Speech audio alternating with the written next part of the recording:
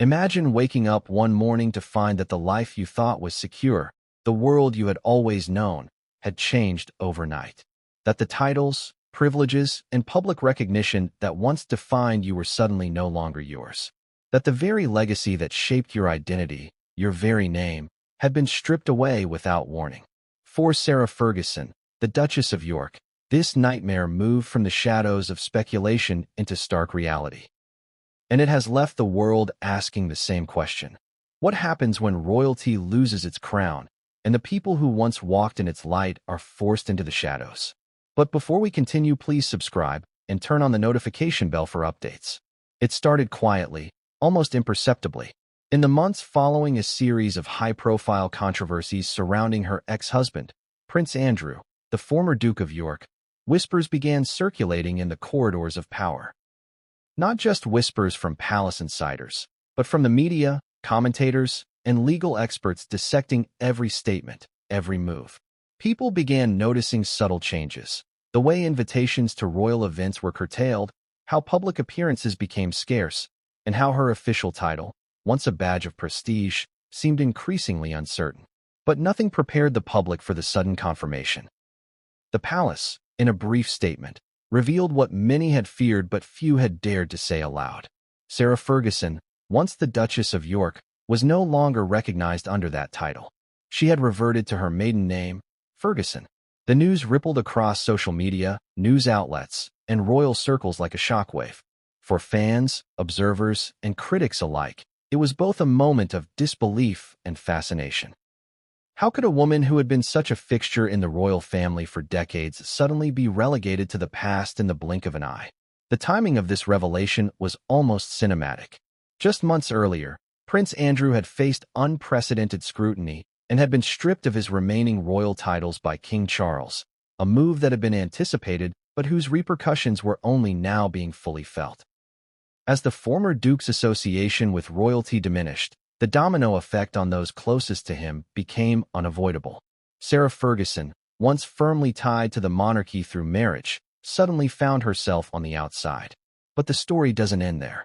Because behind the official statements, there is a labyrinth of intrigue, motives, and consequences that have remained hidden until now. Consider this. Titles in the royal family are not merely ceremonial. They represent centuries of tradition, influence, and privilege. Losing one is not just a bureaucratic act. It's a seismic shift in social standing, financial arrangements, and personal identity. For Sarah Ferguson, this was not just a headline. It was a turning point, a reckoning with a reality she may have sensed was coming but perhaps never fully imagined. And yet, the public reaction was immediate and intense. Social media erupted with opinions, criticisms, and sympathy. News outlets debated the implications for the monarchy, for Andrew, and for Sarah herself. Legal experts weighed in on what it meant for her rights, her role, and her name. And amid all of this, one question loomed largest. What happens to a life once so intertwined with royalty when the royal connection is abruptly severed? In this story, we're going to peel back the layers. We'll look at the timeline of events leading up to the palace announcement, explore Sarah Ferguson's life inside and outside the royal orbit, and examine the broader ramifications for the monarchy in an era when tradition collides with modern accountability. We'll investigate the hidden motives, the decisions behind closed doors, and the personal toll of living in a world where every action is scrutinized and every misstep magnified. This isn't just gossip. This is a deep dive into power, privilege, and the human cost of both. From her early days as a young woman entering the royal family, to the highs and lows of public life with Prince Andrew, Sarah Ferguson's journey has been anything but ordinary. She became a global figure almost overnight, adored for her charm and charisma, criticized for her missteps, and constantly under the relentless gaze of the public eye. But behind the headlines, the paparazzi, and the royal protocols, there is a story of ambition, loyalty, betrayal, and resilience, one that few have fully explored. And now, in the wake of this latest revelation, the stakes are higher than ever. The palace may have issued its statement, but questions remain. What exactly led to this decision? Was it purely a formality following Andrew's loss of titles? Or were there deeper considerations, personal, or political at play? How will this affect Sarah Ferguson's public and private life moving forward? And most importantly, how does this reflect on the monarchy itself, as it navigates an era when public scrutiny is more intense and public tolerance is thinner than ever before? As we move through this story, expect moments of shock, insight, and emotional weight. We will uncover surprising facts that have been buried in plain sight, contradictions in public statements versus private actions, and the subtle yet profound consequences of losing a royal title. We'll ask uncomfortable questions, challenge assumptions, and trace the ripple effects of a single decision that has changed the trajectory of multiple lives. And while some answers are clear, others remain tantalizingly just out of reach, leaving us to wonder what is yet to be revealed. By the end of this journey, you'll have a complete understanding of not just the facts, but the underlying dynamics that shape them. You'll see how power, loyalty, and reputation collide in ways that can be both fascinating and devastating. And just when you think you've grasped the full picture, we'll lead you to the edge of the next chapter, where hidden motives, unexpected developments, and emotional revelations await. But before we dive into the chapters ahead, let me ask you this. How do you navigate a world where your identity is defined by titles, public perception, and relationships that are not entirely within your control? How do you recover when what once was inseparable from your sense of self is suddenly taken away? These questions will echo throughout our story, and the answers, as you'll soon see, are far from simple. Because what comes next is a tale of resilience, confrontation, and revelation. What came next for Sarah Ferguson and Prince Andrew would change everything, and no one saw it coming. Every story has a beginning, but some beginnings feel almost cinematic in hindsight. For Sarah Ferguson, it started far from palaces and gilded halls, in the modest, sunlit suburbs of London. Born into a family of hard-working professionals, Sarah grew up with an understanding of discipline, ambition, and the value of charm. She wasn't royalty. She wasn't destined for the history books. And yet, she possessed something far more potent than bloodlines, a magnetic personality that drew attention wherever she went. People noticed her laugh, her warmth, her ability to light up a room. Even as a teenager, there was an undeniable spark that hinted she was capable of extraordinary things. But being extraordinary is one thing. Navigating the corridors of power, tradition, and centuries-old protocols is another.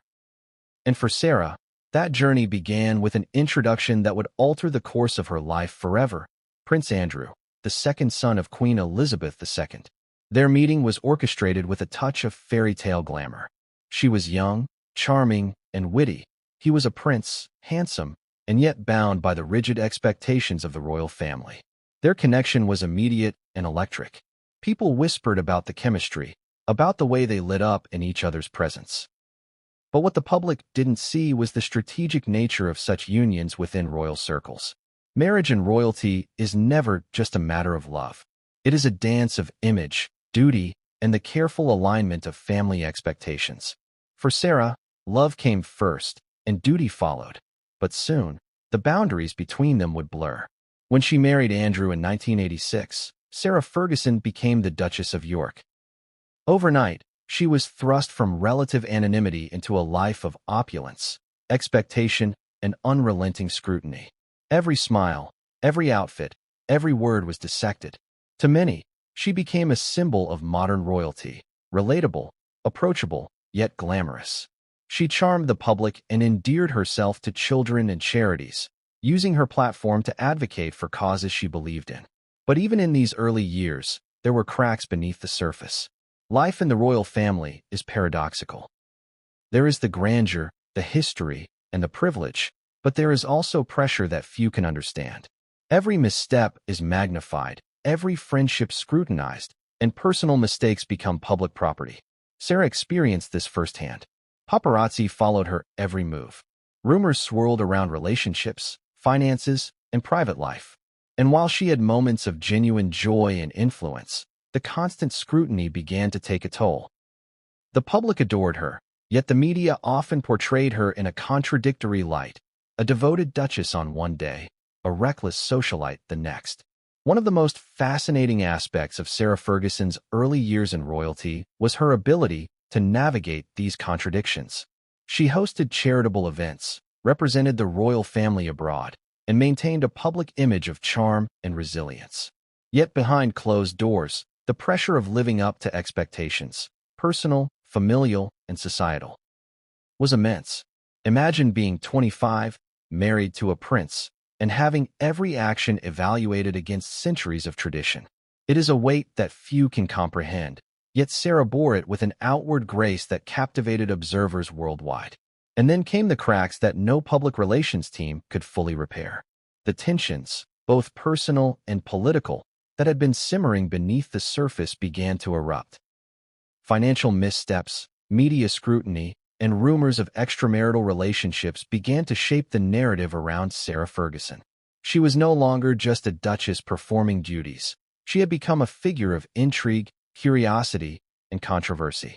And as history would show, the very qualities that made her magnetic in public life, her boldness, her warmth, her humanity, would also be the ones that subjected her to criticism and scrutiny. Yet even amidst the turbulence, there were moments of triumph. Her charitable work, especially with children and vulnerable communities, earned her respect and affection. She was more than a title. She was a person striving to make an impact in a world that demanded perfection. This duality, celebrated in public yet critiqued in private, set the stage for the events that would follow decades later. By the early 1990s, cracks in her marriage to Prince Andrew had become increasingly visible. While the public still saw glamour, wealth, and royal prestige, the reality behind the palace walls was more complex. Disagreements, lifestyle differences, and pressures of public life intensified. For Sarah Ferguson, the challenge was not just personal, it was existential. How does one maintain identity and purpose while being tethered to a role defined by others? How do you preserve your sense of self while living in a world where every decision is scrutinized, every action judged? And then, the turning point arrived. Rumors escalated into media frenzy. Paparazzi photos, leaked reports, and tabloid headlines painted a picture of scandal. The marriage, already fragile, began to crumble under the weight of public perception and private strife. By the end of the decade, divorce became inevitable. In 1996, after a decade of marriage, Sarah Ferguson and Prince Andrew officially separated. The public reaction was mixed. Sympathy for the woman who had endured so much, fascination with the scandalous elements, and speculation about the future for both individuals. Even in divorce, Sarah Ferguson remained entwined with royal narratives. Her title, while technically retained, became symbolic rather than substantive. She was no longer part of the immediate inner circle of power, but she could not fully escape the legacy of her marriage. This liminal position, neither fully royal nor entirely outside it, would shape her choices, public persona, and the scrutiny she faced in the years to come. And yet, despite the challenges, Sarah Ferguson continued to carve a path for herself. She engaged in business ventures, authored books, participated in philanthropic endeavors, and maintained a presence in media and public life. She navigated a world where scrutiny was constant, and expectations were often impossible to meet. Every decision she made was measured against not just personal goals, but the shadow of royal history and public opinion. But here's where the story takes a darker turn. While many assumed that the divorce marked the end of royal involvement, the truth was far more complex. Prince Andrew's later controversies, financial dealings, and legal challenges would create a ripple effect that reached back to Sarah Ferguson in ways no one could have anticipated. Titles, privileges, and social standing. The very elements that had defined her life would once again become uncertain. The same system that elevated her could, and would, alter her trajectory. By examining this early chapter of Sarah Ferguson's life, her rise from ordinary beginnings, her marriage into royalty, and the pressures that accompanied it, we begin to understand the stakes. We begin to see the forces at play: public scrutiny, media influence, personal decisions, and institutional rules. These elements, seemingly distant at the time, would converge decades later in ways that shocked the public, challenged her identity, and reshaped her legacy. And just as the palace would eventually confirm the loss of her title, it is crucial to recognize that this moment did not arrive in isolation. It was the culmination of a lifetime of choices, pressures, and circumstances. From the glittering halls of the royal family to the private rooms where decisions were debated behind closed doors, every moment built toward the revelation that would stun the world. So here we are at the edge of the next chapter. Sarah Ferguson's story is far from over. The interplay of loyalty, reputation, and the unforgiving gaze of public scrutiny is about to intensify. What comes next would not only define her future, but also expose hidden motives and intricate dynamics that have remained concealed until now. But what came next would change everything, and no one saw it coming. Few could have imagined that Prince Andrew, once one of the most celebrated sons of Queen Elizabeth II, would become a figure of intense scrutiny and controversy. Yet, the trajectory of Andrew's life, his actions, decisions, and associations, would create ripples that extended far beyond himself, touching the lives of those closest to him. And for Sarah Ferguson, the consequences of Andrew's choices would eventually come crashing into her own world in ways no one expected. It began subtly.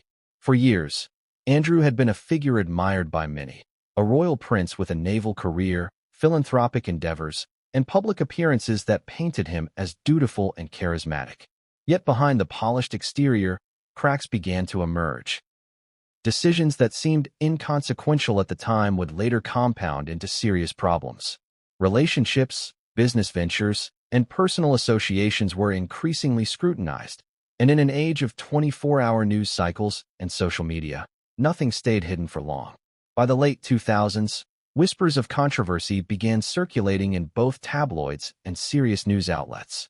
Stories about Andrew's connections, behavior, and decisions sparked intrigue and concern. Some dismissed these as royal gossip. Others recognized them as warning signs. For Sarah Ferguson, the impact was not immediate, but the stage was quietly being set. A former spouse, still tied to public perception through her title, suddenly found herself vulnerable to fallout she could not fully control. The defining moment, however, came with a series of public revelations that cast Andrew in a dramatically different light. Legal cases, media exposés, and international scrutiny began to erode public trust and confidence in the former Duke.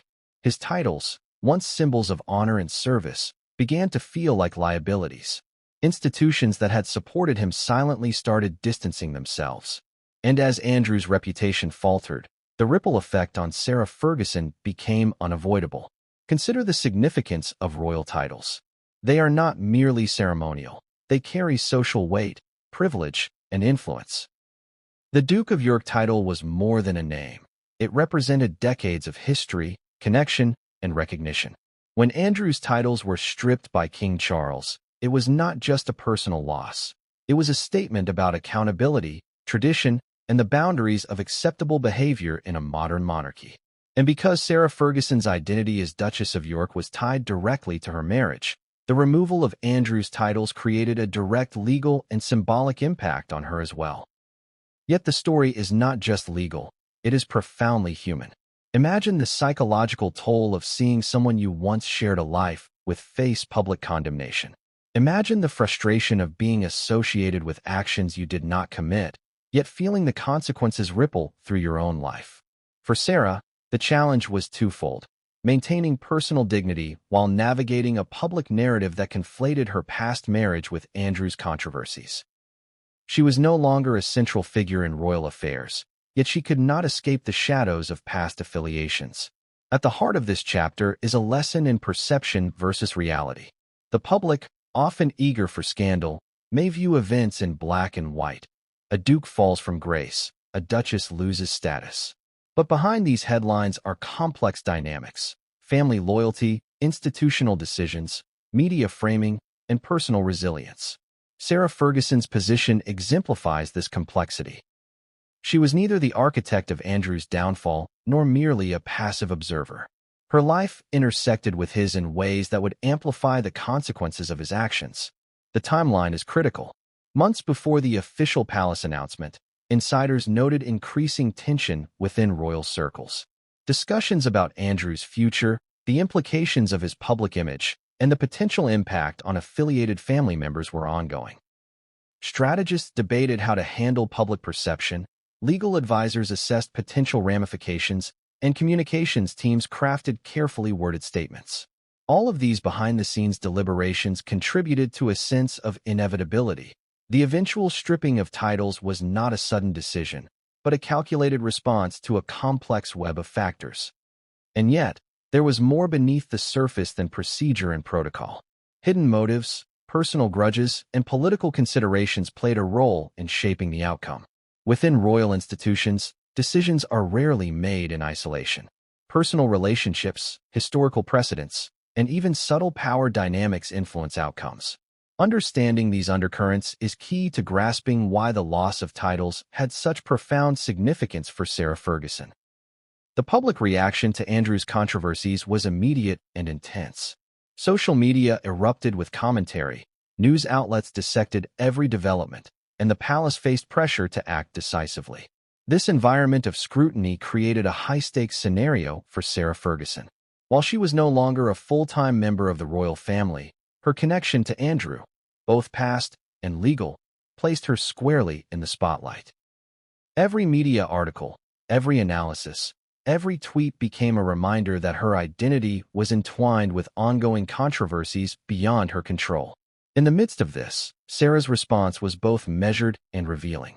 She maintained public appearances, continued her charitable work, and engaged in interviews that balanced transparency with discretion. She navigated a landscape where public sympathy could shift quickly and where every action could be interpreted as either support or defiance.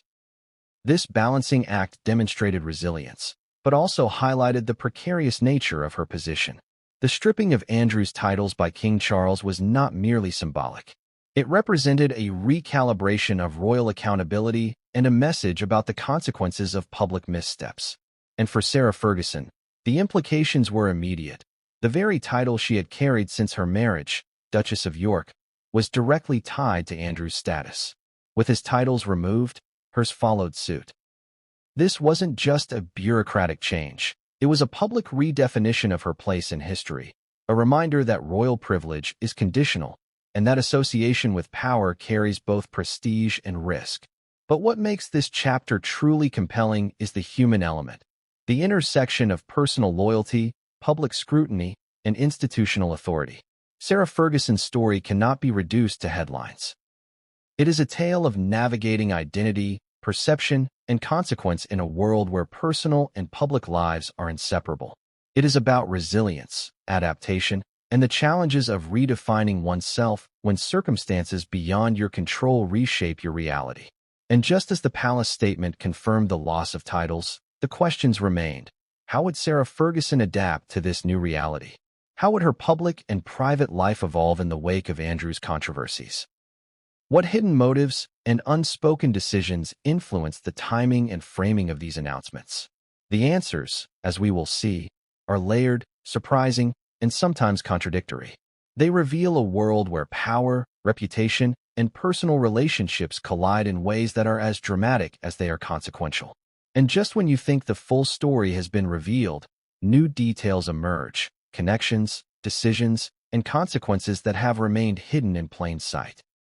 What happened next would not only define Sarah Ferguson's present, but also expose the intricate, sometimes hidden, mechanisms of the royal institution, and set the stage for revelations that the public could hardly anticipate. But the most shocking developments were still ahead, waiting in the wings to upend everything the world thought it knew. Public life has a way of masking private turmoil. For Sarah Ferguson, the contrast between her public persona and her private reality has always been stark.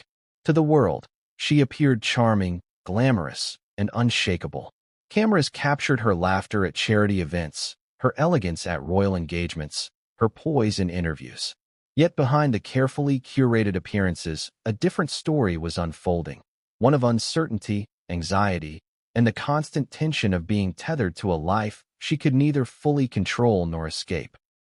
Even before Andrew's titles were officially removed, Sarah had sensed a shift in the winds. Invitations became less frequent, media narratives grew more critical, and the subtle signals from royal insiders suggested that change was imminent. But nothing could have fully prepared her for the moment the palace confirmed the loss of her title. It was one thing to anticipate public speculation. It was another to have an official statement transform her identity overnight. The personal implications were profound. Titles are not mere words. They are symbols of recognition, history, and belonging. For Sarah, losing the Duchess of York title meant more than just a change in how she was addressed. It symbolized a rupture with the world she had inhabited for decades, a world of prestige, influence, and public acknowledgement. Overnight, she was reminded that her association with royalty was conditional, fragile, and dependent on forces largely outside her control. In private, the emotional toll was immense. Sources close to Sarah reveal that she faced sleepless nights, moments of intense reflection, and the challenge of reconciling her identity with this new reality. Imagine the psychological strain of being thrust from a position of recognition into one where your achievements and status are suddenly questioned. Imagine the delicate balance of maintaining dignity while being confronted with the consequences of decisions and actions tied to someone else's downfall. This was Sarah Ferguson's reality, a reality marked by resilience, but also by vulnerability. The emotional stakes were compounded by public scrutiny. Social media, tabloids, and news outlets dissected every detail, speculated on her reactions, and questioned her next steps. The narrative quickly shifted from Andrew's controversies to Sarah's loss of title, creating a maelstrom of commentary, criticism, and support. Every appearance, every statement, every social media post became a potential headline. In this environment, privacy is a luxury few can afford, and every moment is magnified. But Sarah's response demonstrated a nuanced understanding of her position. She continued to engage in charitable work, maintain media presence, and assert her independence. This was not just survival, it was strategy. By maintaining visibility and purpose, she reclaimed a degree of agency in a world that had just reminded her how precarious it could be. She was no longer defined solely by marriage or title. She was crafting a new narrative of resilience, reinvention, and relevance. At the same time, there were financial implications. Titles and royal association often come with privileges, support structures, and access. Losing these entailed recalibrating lifestyle, income, and public engagement. For someone who had spent decades navigating the intersection of public duty and private enterprise, this was a practical as well as emotional challenge. How does one maintain influence without the official markers of recognition? How does one preserve dignity when systems and institutions have shifted around you? These questions became central to Sarah's personal journey. Beyond finances and public perception, there were relational dynamics at play. Family ties, friendships, and alliances within royal circles are often interwoven with status and privilege. The loss of title altered these dynamics subtly but significantly. Allies may shift, loyalties may be tested, and the social calculus that once governed interactions is transformed. For Sarah, navigating these relationships required tact, discernment, and resilience. It was a delicate dance between maintaining connections and asserting independence, between embracing the past and forging a new identity. Moreover, there was the broader societal lens. In an era when monarchy is scrutinized for relevance, accountability, and transparency, Sarah's situation became emblematic of larger debates. What does it mean to lose a title in modern royalty? How does public perception intersect with personal reality? And what lessons can be drawn about the human consequences of institutional decisions? These questions elevated her story from a personal narrative to a cultural moment, one that captured global attention and provoked discussion about privilege, identity, and the limits of public life. Amidst all this, Sarah Ferguson's resilience is remarkable. Sources report that she sought counsel, strengthened personal projects, and focused on areas where she could exercise control and influence. Whether through philanthropy, media engagements, or entrepreneurial ventures, she demonstrated an ability to adapt, a quality that would become increasingly essential as the events of the coming months unfolded. Yet, despite this outward composure, the undercurrent of tension remained. Every public appearance was calculated, every interview carefully considered, and every decision weighed against the backdrop of her shifting status. The loss of the Duchess of York title was not just a legal formality. It was a daily reminder of vulnerability, a symbolic puncture in a life long defined by recognition and association. And as the world watched, Sarah Ferguson's personal struggle became intertwined with broader narratives. The monarchy's adaptation to modern expectations, Andrew's ongoing controversies, and the implications of privilege and accountability in an era of relentless public scrutiny. Her story, while intensely personal, reflected themes that resonate universally: identity, resilience, reputation, and the consequences of external forces on private life. As we move forward, it is crucial to recognize that Sarah Ferguson's experience is both unique and instructive. It is a cautionary tale about the fragility of status, the pressures of public life, and the ways in which institutional decisions can ripple through personal worlds. Yet it is also a story of adaptation, resourcefulness, and determination, of someone confronting profound change and seeking to reclaim agency in a world that has suddenly shifted beneath her feet. And just when it seemed that Sarah Ferguson's private struggle was a story of adjustment and resilience, new developments began to surface, developments that would further complicate her position, test her resolve, and set the stage for revelations that no one saw coming. Imagine walking through the halls of a home you've known for decades, only to realize that tomorrow it may no longer be yours. For Sarah Ferguson, that reality arrived like a storm she had sensed but could not fully anticipate. The Royal Lodge, a stately property associated with her marriage to Prince Andrew, had long symbolized status, continuity, and a connection to the royal family. It was a home filled with memories, ceremonial significance, and the subtle security of official recognition. Losing access to it was not just logistical, it was deeply symbolic. The eviction from Royal Lodge did not occur in isolation. It followed a series of events that had been quietly unfolding behind closed doors. Andrew's loss of titles, heightened scrutiny over his public persona, and careful consideration by palace officials about how best to manage residences associated with controversial figures. While these decisions were couched in bureaucratic language, their emotional impact was immediate and profound. To Sarah Ferguson, it was not just a change in living arrangements. It was a confrontation with impermanence, privilege, and the stark realities of life tied to institutional power. For decades, Royal Lodge had represented a sanctuary, a place where public duties and private life intersected in a carefully maintained balance. The property's history, grandeur, and connection to the monarchy gave it a significance that transcended bricks and mortar. To be asked to leave was to face the dissolution of a chapter in her life, one filled with both triumphs and trials. It was the end of a stage where she had navigated complex social hierarchies, maintained appearances, and cultivated a public persona under the watchful eyes of media and institution alike. The timing of the eviction amplified its impact. Coming in the wake of Andrew's formal title stripping, the palace's message was unmistakable. Associations with royal privilege were conditional, and status could be revoked as swiftly as it was granted. To the public, this was a procedural decision. To Sarah Ferguson, it was a profound personal upheaval. Living under the shadow of past status while adjusting to a new reality was emotionally taxing, psychologically complex, and socially disorienting. In response, Sarah's strategies for adaptation became critical. Sources close to her note that she undertook careful planning, balancing personal dignity with the practicalities of relocation. She considered privacy, security, and the symbolism of every move. The process, while methodical, was underscored by emotional strain.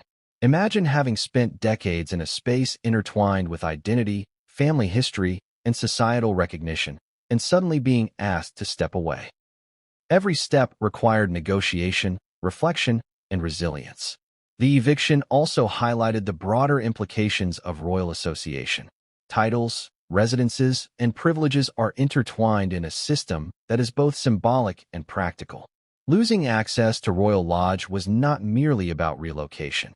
It was a reminder that public recognition is tethered to institutional validation. Once that validation is withdrawn, the personal and social consequences are immediate and far-reaching. Sarah Ferguson's situation illuminated the human cost of such structural decisions, a cost rarely visible to the public eye. Media coverage of the eviction was swift and intense. Headlines framed it as a shocking development. emphasizing the symbolic severance of Sarah Ferguson from the trappings of royalty. Social media commentary ranged from sympathy to criticism, speculation to scandal. In the public imagination, the eviction became a dramatic visual metaphor. A woman, once at the center of royal privilege, being reminded of impermanence. Yet the reality, as is often the case, was more complex than the headlines suggested. Behind every official statement, there were considerations of legacy, protocol, and institutional precedent. Sarah Ferguson's response was emblematic of her character. Rather than retreating entirely, she maintained public visibility through charitable work, media engagements, and personal projects. She navigated a landscape in which emotional resilience was as essential as practical planning. Every action communicated adaptation, dignity, and persistence, a subtle assertion that while titles and residences could be revoked, agency, reputation, and influence were not entirely contingent on royal recognition. The human element of this chapter is particularly compelling. Living through a public eviction from a symbolic and practical home touches on deep psychological themes. Identity, belonging, and the negotiation between past and present. For Sarah Ferguson, the Royal Lodge was more than a residence. It was a manifestation of status, family connection, and personal history. Its loss prompted reflection on impermanence, societal expectations, and the tenuous nature of public recognition. Yet, even as Sarah Ferguson grappled with these immediate challenges, the story was far from over. Hidden motives, strategic considerations within the palace, and the interplay of public perception were all converging to shape what would happen next. Each decision, each statement, each media portrayal contributed to a narrative that was part personal struggle, part institutional strategy, and part public spectacle. This moment, the eviction from Royal Lodge, marked a clear transition. It was not the beginning of Sarah Ferguson's story, nor its end. It was a pivot point, a dramatic reminder of how fragile status and privilege can be, and how personal agency must be recalibrated in the face of institutional decisions. The lessons embedded in this experience resonate beyond the confines of royalty. They speak to identity, resilience, and the navigation of public versus private life under scrutiny. And just when it seemed that the eviction would be the defining moment of this chapter in Sarah Ferguson's life, new revelations began to emerge. Developments that would challenge assumptions, reveal hidden agendas, and set the stage for further dramatic turns. Because what came next would push the boundaries of expectation, exposing layers of hidden motives and consequences that few had anticipated, and setting the stage for questions that demanded answers. In any institution, decisions are rarely as simple as they appear. And in the British royal family, the layers of protocol, history, and strategy are so intertwined that even the most straightforward action carries multiple implications. The eviction of Sarah Ferguson from Royal Lodge and the stripping of titles were not purely symbolic gestures. Beneath the public announcements lay a complex web of considerations, personal, political, and strategic, that few outside the palace corridors could fully understand. From the outside, it seemed a matter of procedural necessity. Andrew lost his remaining titles. Therefore, Sarah could no longer legally or ceremonially retain hers. But the truth is far more nuanced. Within royal circles, every move is assessed not only for legality, but for optics, precedent, and long-term impact. The palace operates like a chessboard, where each action is measured against multiple outcomes. Public perception, familial stability, and the safeguarding of the institution's reputation. Sarah Ferguson's situation, while deeply personal, became part of this larger strategic calculus. Consider the optics. The monarchy, in the 21st century, faces intense scrutiny. Scandals, controversies, and public criticism have forced the institution to modernize, adapt, and demonstrate accountability.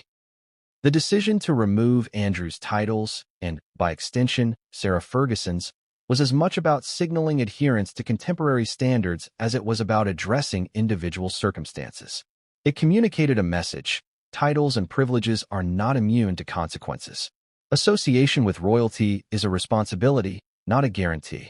Yet within these decisions, hidden motives often play a role.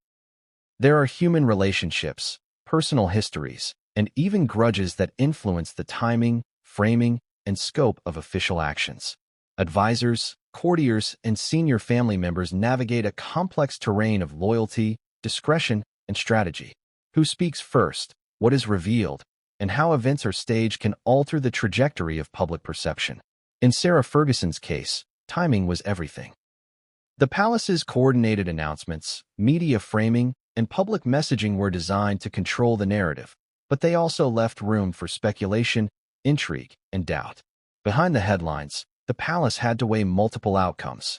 On one hand, there was the need to enforce accountability and maintain institutional credibility. On the other, there was the risk of alienating public sympathies, particularly for Sarah Ferguson, who had cultivated a reputation for warmth and relatability over decades. Balancing these competing pressures required meticulous planning and the careful orchestration of public statements. Every word, every phrase, every headline mattered. Sarah Ferguson, astute and experienced in navigating public life, understood these dynamics better than most. Her decades of experience in royal circles had given her insight into how power operates behind the scenes. She recognized that while she may have lost formal titles, she still retained agency in shaping her narrative. Media engagement, charitable work, and carefully crafted public appearances became tools for asserting presence, influence, and dignity in a landscape where the rules had shifted. But hidden motives extend beyond optics and reputation.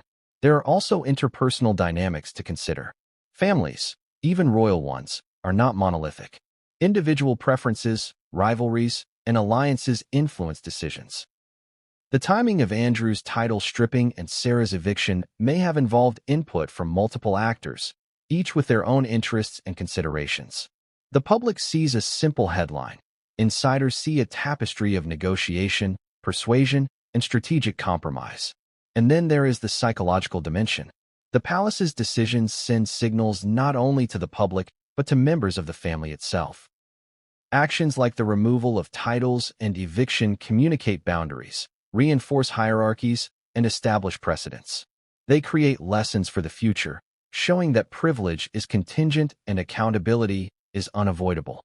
For Sarah Ferguson, this was a moment of reckoning, a realization that past associations, no matter how enduring, could not fully shield her from consequences stemming from her ex-husband's controversies. The ripple effects of these decisions were immediate. Media coverage amplified the drama, public commentary intensified, and online discussions dissected every element. Questions arose. Was the eviction fair? Were hidden personal dynamics at play? Could Sarah Ferguson have anticipated or mitigated these outcomes? While the palace focused on messaging and precedent, the public narrative became a mix of sympathy, intrigue, and speculation. The interplay between official decisions and public interpretation created a charged environment where every statement mattered. Sarah Ferguson's response was both pragmatic and strategic. She leveraged her understanding of public sentiment, her decades-long media experience, and her personal resilience to navigate this turbulent period. By maintaining visibility, engaging in purposeful work, and carefully managing appearances, she demonstrated a capacity to reclaim agency in a situation designed to constrain it. Every action was a subtle assertion. While titles and privileges could be stripped, reputation, influence, and personal narrative were not entirely controllable by others. Yet the hidden motives of the palace remained only partially visible. Public statements offered legal and procedural explanations, but the private considerations, the timing, the orchestration, the consultations among advisors, were layered and multifaceted. Understanding these motives requires reading between the lines, recognizing the interplay of power, and appreciating the stakes involved in managing both perception and precedent. This chapter illuminates the broader truth about the monarchy. Actions are rarely what they seem on the surface. What appears as a procedural decision often contains layers of strategy, symbolism, and influence. Sarah Ferguson's experience is a window into this world, showing how individual lives intersect with institutional priorities and how public perception is managed alongside private considerations. And just when it seemed that the palace's strategy had played out, new complexities began to emerge. Additional revelations, behind-the-scenes negotiations, and public reactions would continue to shape Sarah Ferguson's story in ways that were unpredictable, dramatic, and deeply human. Because what came next would reveal not only the intricate motives of those in power, but also the resilience, adaptability, and determination of a woman whose life had always been lived under scrutiny, and who now faced the most consequential chapter yet. When news broke that Sarah Ferguson had lost her Duchess of York title and was being evicted from Royal Lodge, the response was instantaneous, intense, and overwhelmingly polarized. Social media exploded with commentary, tabloids led with sensational headlines, and mainstream media analyzed every nuance of the palace announcement. To understand the impact of this moment, we must examine not just the facts, but the human, emotional, and cultural currents that surrounded it. On one side, there was widespread sympathy. Many viewed Sarah Ferguson as a woman caught in circumstances largely beyond her control, a figure who had endured public scrutiny, personal trials, and institutional pressures for decades. Commentators noted her decades of charitable work, her role as a mother, and her ability to maintain grace under scrutiny. To these observers, the loss of title and residence seemed harsh, even punitive. Social media posts praised her resilience and lamented the seeming cruelty of revoking a title associated with decades of public service and personal identity. Yet on the other side, criticism and judgment were equally vocal. Critics argued that privilege comes with responsibility, and that proximity to Andrew's controversies meant Sarah could not be entirely absolved from public scrutiny. Headlines questioned her past decisions, highlighted perceived missteps, and framed her narrative as one entwined with scandal. For some, the stripping of titles was symbolic justice, a reminder that public accountability is inescapable, even for those formerly close to royalty. The media frenzy amplified every detail. Analysts dissected her personal history, marriage, and public persona. Paparazzi coverage focused on appearances, events, and movements, framing each action as a potential statement. Social media users debated fairness, gender bias, and the monarchy's handling of privilege and accountability. The digital sphere transformed personal circumstances into a public spectacle, where nuance was often lost amidst the noise of judgment, speculation, and outrage. What makes this reaction compelling is how it mirrors larger societal tensions. Sarah Ferguson's situation became a prism through which people projected broader concerns. The role of monarchy in the modern era, the treatment of women in public life, and the consequences of status intertwined with scandal. To some, she symbolized resilience and dignity. To others, she represented the entanglement of privilege with accountability. This polarization underscores the challenge of navigating public perception in an era where social media accelerates judgment and amplifies scrutiny. In the midst of this, Sarah Ferguson's own strategy was critical. She had long learned to balance visibility with discretion, charm with candidness, and public engagement with private reflection. Her response to media frenzy demonstrated awareness of the delicate dynamics at play. Maintaining empathy with supporters, addressing criticisms indirectly through public actions, and asserting her presence as an individual beyond titles.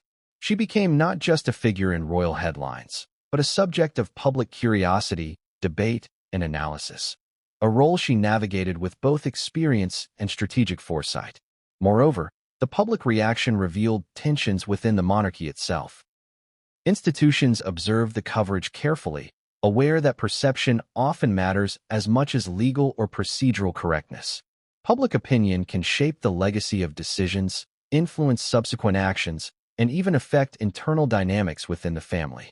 Sarah Ferguson's story, therefore, was not only about personal adaptation, but also about how an individual's experience can reflect broader institutional narratives and challenges. Adding to the complexity were unexpected allies and critics. Celebrities, commentators, and former insiders weighed in, offering perspectives that ranged from empathetic to condemning. Each voice contributed to the narrative, sometimes reinforcing the public perception of unfair treatment, other times emphasizing the consequences of privilege and proximity to controversy. The result was a highly charged atmosphere where every statement, appearance, and decision carried amplified significance. The emotional stakes were high. For Sarah Ferguson, the polarized public response added layers of pressure, validation, and challenge. Every positive comment offered reassurance. Every critique became a reminder of the scrutiny she had long endured. This interplay between support and criticism reflected the broader human experience of navigating public life under intense observation. It also foreshadowed the ongoing challenges she would face as she redefined her identity outside the official parameters of royalty. What makes this chapter particularly revealing is how the narrative evolved over time. Initial reactions often simplified complex realities, framing events in binary terms: sympathy or criticism, right or wrong, victim or culprit. Yet as the days and weeks progressed, more nuanced perspectives emerged. Analysts highlighted the legal, procedural, and symbolic aspects of the title revocation. Commentators debated gender dynamics, media bias, and the emotional toll of high-profile life changes. Gradually, the public conversation expanded beyond superficial headlines, reflecting deeper understanding of the pressures, risks, and human costs involved. This evolving public narrative also influenced Sarah Ferguson's next steps. Awareness of public sentiment, coupled with strategic insight, shaped her decisions about appearances, interviews, and engagements. She could not control every interpretation, but she could influence perception by choosing where, when, and how to engage. Each calculated action became a way to assert agency in an environment dominated by scrutiny and speculation. And yet, despite careful management, unpredictability remained. The speed of media cycles, the volatility of public opinion, and the potential for new revelations meant that every move carried risk. One misstep, one poorly framed statement, could reignite criticism or overshadow efforts at rehabilitation. The tension between proactive engagement and reactive management created a dynamic of continuous adaptation, a reality Sarah Ferguson had navigated for decades, but which became more acute in the wake of her title loss and eviction. The chapter closes on a critical insight. Public perception is both powerful and mercurial. It can amplify resilience, generate sympathy, or exacerbate vulnerability. For Sarah Ferguson, the media frenzy and polarized reactions became a mirror reflecting not only her personal journey, but also the broader challenges of identity, reputation, and accountability in a world where private decisions are relentlessly public. And just when it seemed that Sarah Ferguson had weathered the storm of public scrutiny, a new set of revelations emerged: hidden details, behind-the-scenes maneuvers, and strategic palace decisions that would once again shift the narrative and set the stage for the next dramatic chapter. Because what came next would reveal deeper motives, unexpected alliances, and consequences that few had anticipated, and would continue to redefine her story in ways the world had yet to fully comprehend. Even for those accustomed to wealth, privilege, and access, financial realities can exert a subtle but relentless pressure. For Sarah Ferguson, the loss of her Duchess of York title and eviction from Royal Lodge was more than a symbolic shift. It carried tangible financial implications that few outside royal circles fully understood. The intersection of personal wealth, public perception, and institutional support created a complex landscape where missteps could have serious consequences, both practically and reputationally. To understand the financial pressures Sarah faced, it's important to examine the context. Titles, residences, and royal privileges often come with a network of resources, from staff and security to ceremonial allowances. While she had long engaged in independent ventures, book deals, media appearances, and business projects, these were complemented by the stability provided through her association with royalty. Losing that connection meant recalibrating income streams, adjusting lifestyle expectations, and navigating a public that often assumed privilege equated to unlimited financial freedom. The eviction from Royal Lodge itself carried hidden costs. Beyond the obvious logistical challenges of relocating, there were legal considerations, estate management issues, and the emotional labor of separating from a home tied deeply to personal history. Sarah Ferguson faced the dual challenge of managing these practical concerns while maintaining public composure. Each decision, from selecting a new residence to handling estate staff transitions, became a public narrative, scrutinized by media and amplified through social commentary. Financial scrutiny did not end with relocation. Sarah's past ventures, investments, and expenditures were examined in light of her changed status. Critics questioned spending habits, while supporters defended her right to maintain independence and pursue professional opportunities. Media coverage often amplified controversy, creating an environment in which even prudent financial decisions could be misconstrued as reckless or opportunistic. The pressure was relentless. Every move assessed, every choice evaluated, and every transaction potentially becoming a headline. But there is another layer to this financial narrative: the emotional toll. Money is never purely practical. It carries symbolic weight. For someone who had lived much of her life within the structured world of royalty, financial autonomy became intertwined with identity, control, and dignity. Losing institutional support required strategic thinking, resilience, and careful negotiation of new opportunities. It also demanded recalibration of public perception, asserting independence without appearing desperate, resourceful without seeming opportunistic. This delicate balance was a constant source of tension. Sarah Ferguson's approach to these pressures was multifaceted. She diversified income streams through writing, media projects, and charitable endeavors. She leveraged her public persona to create platforms that reinforced her influence while generating sustainable revenue. And she maintained a careful public image, presenting herself as both relatable and sophisticated, a figure capable of navigating challenges with grace. Each decision reflected an understanding that financial resilience was not just about wealth, but about reputation, influence, and long-term sustainability. Yet even with these strategies, hidden pressures persisted. Royal association had long shielded certain vulnerabilities, from media scrutiny to social networks and institutional support. Without that safety net, Sarah Ferguson faced challenges that were both logistical and symbolic. Every financial choice, whether investing, engaging in business ventures, or managing household resources, became part of a broader narrative about independence, adaptability, and survival in the shadow of a former royal identity. This financial lens also exposes the broader reality of public perception. Society often equates royal association with unlimited wealth, but the truth is far more nuanced. Privilege can come with obligations, scrutiny, and limitations that constrain freedom of action. For Sarah Ferguson, these constraints were compounded by personal history, public expectations, and the lingering effects of her ex-husband's controversies. Navigating this landscape required not only practical acumen, but emotional intelligence, strategic foresight, and the ability to withstand criticism from multiple fronts. Moreover, financial pressures intersected with emotional and relational dynamics. Friends, associates, and even family members responded differently to her changing circumstances. Some offered support, others distanced themselves. The recalibration of social networks added another layer of complexity, highlighting the ways in which financial, social, and emotional worlds are intertwined, particularly under the intense gaze of public attention. And yet, amidst these challenges, Sarah Ferguson demonstrated resilience. She found ways to maintain autonomy, assert control, and leverage her experience to create meaningful opportunities. Her story illustrates a profound truth. Financial independence in the public eye is not merely a matter of money. It is an exercise in strategy, perception management, and personal resilience. Every decision carries weight, and every choice shapes both immediate circumstances and long-term legacy.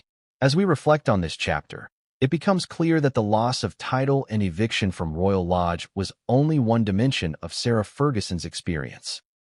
Financial pressures, public scrutiny, and personal adaptation converge in ways that are rarely visible in headlines. Understanding these hidden forces allows a deeper appreciation of the complexity, courage, and strategic thinking that underpin her journey. And just when it seemed that Sarah Ferguson had addressed the financial and practical challenges of her new reality, unexpected developments emerged. Legal maneuvers, media revelations, and behind-the-scenes palace dynamics that would once again complicate her story and escalate the stakes.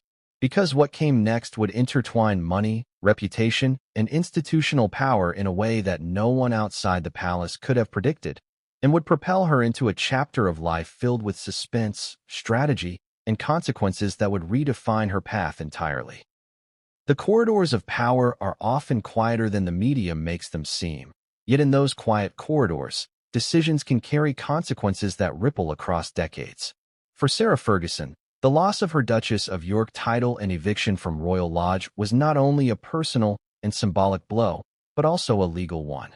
Her situation brought into sharp relief the intersection of personal rights, institutional authority, and the complex legal frameworks surrounding royalty. At first glance, it seemed straightforward. Titles are tied to marriage. Andrew lost his remaining royal privileges, so Sarah's title naturally followed suit. But in practice, the law governing royal titles, usage, and ceremonial privileges is intricate, steeped in centuries of precedent and nuance. Legal scholars, royal insiders, and former advisors all pointed out that these rules leave room for interpretation, negotiation, and, crucially, strategic decision-making behind closed doors.